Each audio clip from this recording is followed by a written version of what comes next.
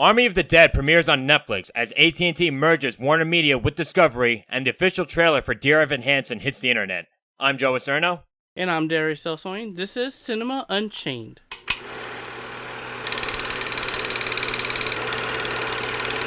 Alrighty, here we are at episode 16. Not gonna lie, we have a bit of a leaner episode for you all today. We're gonna be talking about the Warner Discovery merger and reviewing the Army of the Dead. But before we talk about the Dear Evan Hansen trailer, don't forget to like, follow, subscribe, and hit the bell to get all notifications, whether you're on Apple, Google, or Spotify podcasts, the Podcast Index, or YouTube.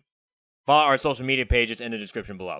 Now, before we get into the merging of Warner Media and Discovery, the trailer was released this past week for the film adaptation of the Tony Award-winning musical Dear Evan Hansen. The therapeutic self-letter of Evan, a high school student with social anxiety disorder, is stolen by a fellow classmate. When that classmate takes his own life, that boy's family mistakes it as a letter being written to Evan by their beloved departed. This leads Evan to throw himself into a series of deceptive events. Not gonna lie, I think this movie looks absolutely amazing, but before I go on and just talk for too damn long, Darius, what are your thoughts on this new development with this film? Yeah, to be honest, this honestly looks really great. I really like musicals, so I guess this kind of speaks to me, as well as not only that, but also this is a young kid in high school, and he's, a dramatic event happened, and now he sort of has to deal with this and certain consequences, and so I'm really interested and intrigued to see how this all plays out, and I didn't expect to like the trailer as much as I did. Yeah, I'm going to be honest, when I heard that this was being made into a movie, I got really excited, because I'm thinking to myself, like, wow, the story looks really cool, I always wanted to get into it, and now I don't have to pay the admission price of a Broadway ticket, so this is really great. I don't have to drop $90+ and whatever, theater ticket is now to watch a musical. I'll pay on average, maybe $15, depending on where to go, just to see this. So, one of the things that really has me excited about this film is that this movie has the same director as not only Wonder, which is a movie I've seen bits and pieces of. Came out a few years ago. It's very well received. But it's also the same director as The Perks of Being a Wallflower, which is another coming-of-age film that I absolutely adore. Yep, for sure. I don't think I've seen Perks of a Wallflower. I've heard of it. I haven't seen it. But overall, like I said, I'm intrigued, to say the least. I'm intrigued. I'm interested. Happy to see Amy Adams again. I'm just saying. But yeah, and another thing about this film that really intrigued me as far as some of the story elements is really, you see in the trailer, it's not really a spoiler, that the person who signed, this kid's cast committed suicide. And it's really going to be interesting to see how all of that honestly is going to play out towards the end and even during. So I'm pretty excited and intrigued by this in itself, really. It's funny. Yeah. It's funny you mentioned Amy Adams. This movie seems to have a stacked cast. You got Amy Adams, you have Julianne Moore, both of whom are terrific actresses. You also have Ben Platt, who is reprising his role. He played the leading role in the Broadway musical. He's playing the leading role in the film as well. But one of the things that this film already seems to be catching flack for is the fact that a lot of people are upset that Ben Platt, who is 27 years old now at this point, is playing a high schooler. And I'm curious, how do you think he looks in the film? Do you think that he fits into that high school student mold? Do you think he looks a bit too old? Do you think they did a good job bringing his age down? I'm curious as to what you think, because I'm going to be honest, I'm not really sure exactly what to think as far as that and how. Yeah, I mean, now that you mentioned he's 27, I did not think he was, honestly. He looked like pretty much early 20s at least, not late 20s, so that kind of shook me. I mean, That took me by surprise, that the fact that you mentioned that. And even looking it up, I was like, oh wow, he's 27 years old. Interesting. I mean, to be honest, I think that's fine. I couldn't even tell. So that's why I'm like, all right. Yeah. Because, again, the concern is that, okay, you cast, a lot of times when you cast actors and actresses that are a few years older than the age that they're supposed to be playing, it usually works, because there's just a window as far as how certain ages and a certain age window, they tend to look somewhat similar. But making the jump down from 27 to, I guess, 17, 18 years old, I think that's what the concern is. And again, maybe I'm just blind. I certainly remember going to school with a lot of high school with a lot of people that looked like they were older than high school. Sure as hell looked a lot older than I did. So I don't know. I feel like that sort of thing is kind of subjective. I think this is sort of a gray area overall. Yeah, like I said, I'm excited. I'm intrigued. I can't wait till September to see this movie. So Yeah. Oh, also, sorry, before we move forward, another thing that I just want to get off my chest. Do you feel like the trailer showed a bit too much? Because this is a pretty long trailer, and I just felt like it. Yeah. I think they did. There's a certain scene I felt that really was like, ooh, you kind. It really felt like they actually spoiled what's actually going to happen in the end. There's a certain scene. I'm not going to point it out, but I'm just saying. Yeah. So like, overall, like despite that, and again, I've never seen the Broadway musical, and this is a film adaptation, so maybe they'll go into a different direction than everyone is expecting. I mean, any direction they go into is different than what I'm expecting because I've never seen. I don't know how the story ends. So, all in all, what did you guys think of the trailer for Dear Evan Hansen? Is Ben Platt too old to play Evan? Are you as pumped for the movie as we seem to be? Leave your thoughts in that comment section wherever you can. Now, before we get into our review of Army of the Dead, according to CNBC, AT&T has announced a $43 billion plan to merge Warner Media with Discovery to form a new media company. This puts the names of Warner Bros., CNN, Turner, and Discovery under one company. Now, Darius, you want to talk about this particular story, and I'm just curious as to why. Like, what exactly has this development, or basically, what is it about this development that really seems to just keeping your interest? I mean, from what we've gathered, it looks like WB and it seems like the name WB, again, we're not sure, we're gonna have to wait and see, is almost slowly going away. And I think them merging with Discovery, that's something that not a lot of people nor I would have expected at all. You know, AT&T it feels as if AT&T is just like almost done with WB at this point and done with trying to actually do anything. And not just that, but apparently there's just other factions of Warner Media and Warner Productions that's drastically changing. You have apparently the head of Warner Media actually trying to get into negotiations to leave Warner Media. Like it feels like a mess that it's just like, wow, this actually happened. You know, because it's something not a lot of people would have expected to happen. It's just really strange as far as like how like so many of like these giant media companies that were big already just seem to be merging with each other. And I'm curious as to why, because you have like so many big properties. Like, for example, you have Disney buying Fox, Disney buying Star Wars and Marvel. So like this whole Warner Bros. Discovery merger isn't exactly the first of its kind, but at the same time, again, like what you said, it still seems kind of weird. It still seems kind of unexpected, and I'm just curious as to what the motives are exactly. Like why these companies just seem to be getting smaller in number, but at the same time bigger in size. I'm just curious as to what the motive is.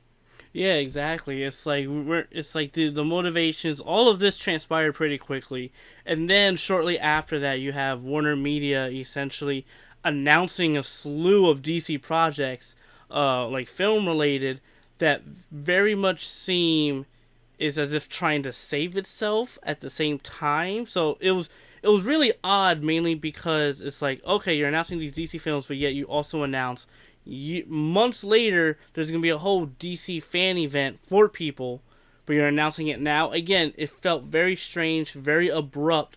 And it looked like not a lot of people at Warner Media, almost nobody knew, and essentially everyone's trying to like gather their things and see how they could restructure, how they can get back on track, sort of deal. So, like I said, this took me by surprise, and I was like, okay, this seems pretty big, especially since AT&T bought WB roughly a few years ago for quite a hefty amount of money. Mm-hmm. Now, I'm just curious, like, it seems I think we could both agree that this is pretty unexpected, but do you like this development? Like, how does this make you feel personally? Honestly, I'm very mixed, mainly because it seems like AT&T doesn't know exactly what they're doing with Warner Media. It seems like they just sold it and Discovery's with them, and they're merging. It seems like a very much of a restructuring of Warner Media, Warner Brothers, and it feels like it's a cleansing. and they're just gutting everything out and trying to put either the people they want in or whatever it may be. And it leaves a lot about HBO Max shows to be and movies to be in question, as well as other properties such as DC and Cartoon Network and etc. However, even though they announced new DC project, which is why I'm like, it felt odd. This announcement, this reveal, just everything about it just felt very sloppy and not really taken with the right care that it should have, or really the right PR move they could have done maybe a much better job. So I don't know. It's just very strange overall, and I'm just wondering because again, Warner Bros. Were Warner Media. I don't know. I thought they were a pretty successful company. I'm just curious as to why you would need to merge it with another successful company. Like if you want to own multiple companies or multiple successful companies, when they have more, I guess, money making potential as their own separate entities that you as AT&T just happen to own. But again, maybe there's some fat that they have to trim. Obviously, media production overall definitely took a hit during COVID-19, so maybe that's one of the motives. Again, I'm just spitballing at this point. I'm not pretending to know all the answers for sure, because again, I'm still trying to figure this stuff out. Like I was trying to look, like when I was when you told me about the story, I was trying to look for some kind of insight as far as like impacts from the entertainment industry, and I don't know, I couldn't really wrap my head around like a lot of what was offered. Like they basically just said like the details of the deal or whatnot, and like I didn't really see in my research this being a result of some kind of larger trend that's going on. So I guess we're just gonna have to wait and see exactly how this goes. And another interesting point too is that now this one company, AT&T, owns two relatively new streaming services. It has now, AT&T now owns HBO Max and Discovery Plus. So I'm curious, like, what the future holds for those particular streaming services, or is AT&T gonna come up with this now with its own streaming service and just combining the goods that both HBO Max and Discovery Plus have to offer?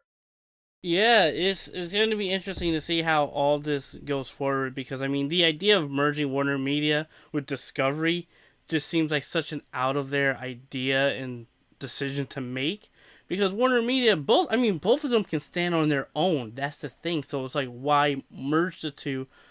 Um, it's a very odd thing that happened, and I'm very mixed, if not more negative about this, because it's like, why, right? That's the big question. Yeah, it's like why, like you can't like it'd be a different story if there was like a clear, obvious motive or clear, obvious benefit to them doing this. Again, we're not running AT&T, Warner Media, or Discovery, so again, we don't know. But again, as a consumer, I'm just confused. As a consumer, I'm confused as to why they would possibly feel the need to do this. Yeah, essentially. So it's like, all right, I mean, you did this. What's the end game? What's the plan? Yeah, exactly. So for all of our listeners, all 10, 20 of them, however many you actually are, what are your thoughts on this new merger deal and the impact it will have on the entertainment industry, if it really has much of an impact at all? And you know what to do. Comment in the comment section below. Now, before we get into our review of Army of the Dead, don't forget to like, follow, subscribe, and hit the bell to get all notifications, whether you're on Apple, Google, or Spotify podcasts, the Podcast Index, or YouTube. And those social media pages in the description, they're there for a reason. They're there for you to follow, they're there for you to like, they're there for you to share. Now, to cap off the show, Zack Snyder's new film, Army of the Dead, debuted on Netflix this past weekend. As a zombie outbreak plagues Las Vegas, a group of mercenaries gamble with their lives to attempt a lucrative heist. Darius, you are the one that seemed a bit more enthusiastic for us to watch this movie and talk about it on the show. What were your thoughts on it?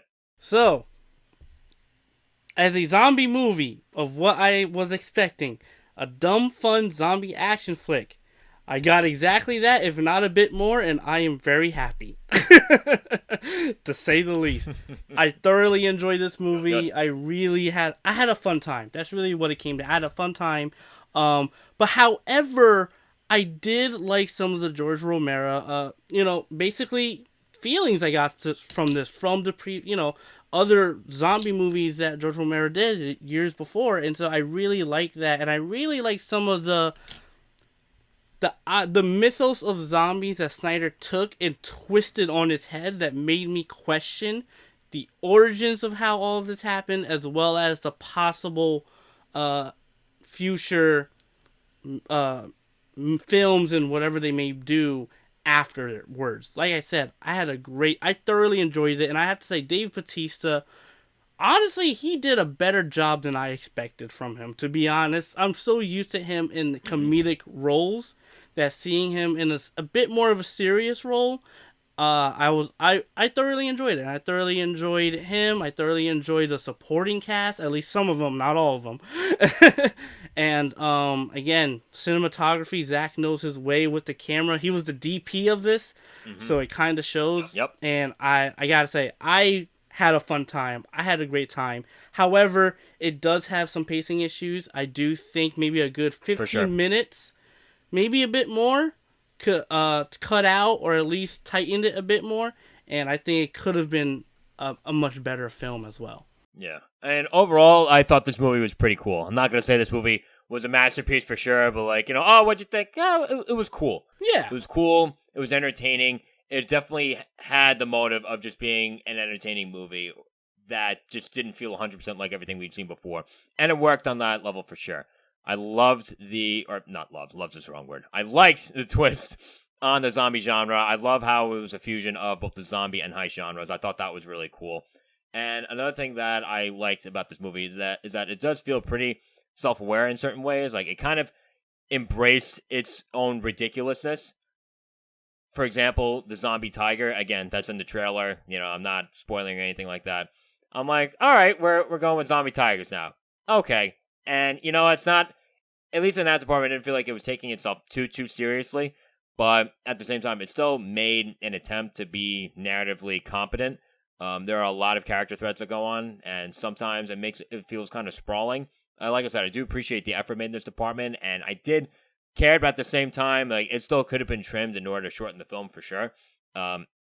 Without giving too much away, this movie definitely doesn't have the happiest of endings. I definitely did not get that warm and fuzzy feeling after 2 hours and 28 minutes, not gonna lie. But again, still don't want to tell you exactly what happens. And to build on your point, and I guess just the performances overall, performances across the board, they were competent. No one's definitely reinventing the wheel or standing out in terms of acting. I think Dave Bautista does a decent job as just a more dramatic action hero. I thought he'd be fine, and he does that. He does well. That's really all there is to it, at least in my book. The action sequences I thought were thrilling to say the least, and the gore. I'm not like a squeamish guy by any means. This movie is definitely extremely gory, and there are a lot of those gory moments that were impactful, but I just felt like those gory moments happened so much that it almost lost its impact. There were other gory moments that just felt kind of like cartoonish and stale. I feel like that's the sort of thing that you gotta use at least a little bit more sparingly in order to have its impact. I don't know what you think as far as that. I mean, with the gore, we saw Mortal Kombat, and you saw how I reacted with that. The gore, to me, I love gore, even if it's gore just for fun on occasion. Explosions, that's a different story sometimes on occasion. But I didn't mind the gore. I liked some of the very stylized gore effects that they went with. Very stylized, very cartoonish, as you said. That's just a personal thing, I guess. That's just what I like. Because I do think there are some scenes where the gore and a certain kill and death really hit, and it really made you be like, oh wow, okay, what's going to happen next? It is a pretty predictable movie, but as far as the gore, I was fine with it. I was like, this is awesome.